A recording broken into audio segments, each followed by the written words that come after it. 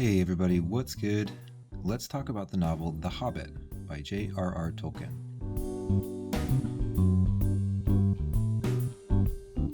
In the mythical land of Middle-earth, there is a place called Hobbiton. Bilbo Baggins lives there. Hello everyone. Hobbits are these tiny, cute little people who have two main loves, food and eating. I do love a good second breakfast. One day, a wizard strolls up to Bilbo's house, completely uninvited, and brings along 13 gruff mountain dwarves. The head dwarf, Thorin, and Gandalf want to know if Bilbo will come on a quest with them. Wanna come? It'll be fun.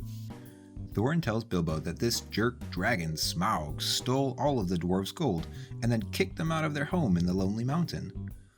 Thorin has a plan to turn Smaug into a pair of dragon skin boots, but Bilbo has a better idea.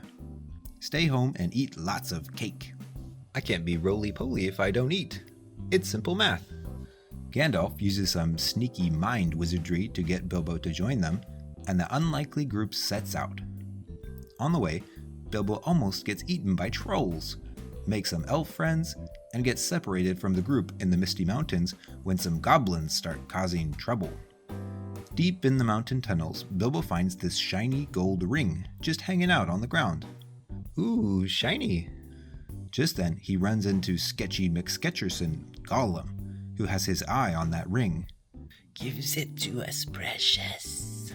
Bilbo beats Gollum in a game of riddles and then gives him the slip by turning invisible with the power of the ring. He meets back up with the dwarves outside the mountain. The dwarves are all super impressed with Bilbo's story. We are all super impressed. Finally, the group makes it to the Lonely Mountain, where Smaug is using his butt to keep the gold warm.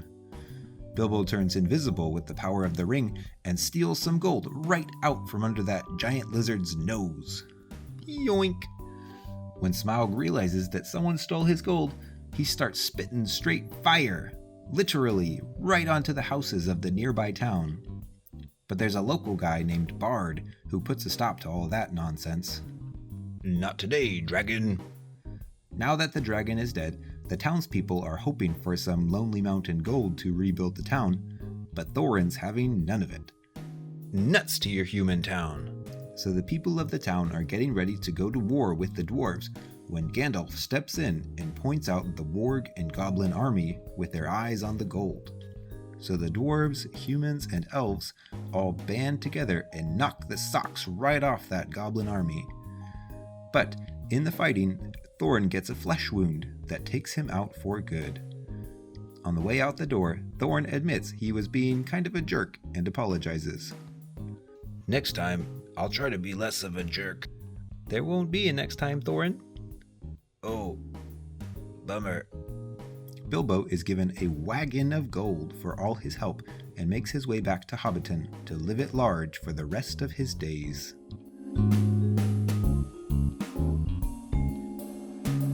When the story starts, Bilbo is more than happy to just sit at home in his cushy life and get fat on cake. But as the story goes on, he finds his courage and the ability to sacrifice for others. One of the most important themes in this story is dragon sickness. Smaug is the token dragon with the sickness, but even the dwarves and other characters get it too. In a nutshell, the sickness of the dragon is that drive for power, money, and status that takes everything else in your life and shoves it in the trash. Smaug destroyed all the beautiful land around him for his treasure, and Thorin got caught up fighting a war just to have more gold. Don't get got by shiny, attractive poison. Remember, all that is gold does not glitter, and not all those who wander are lost. Thanks to all you peeps for tuning in. Hit that subscribe button, and I'll see you next time.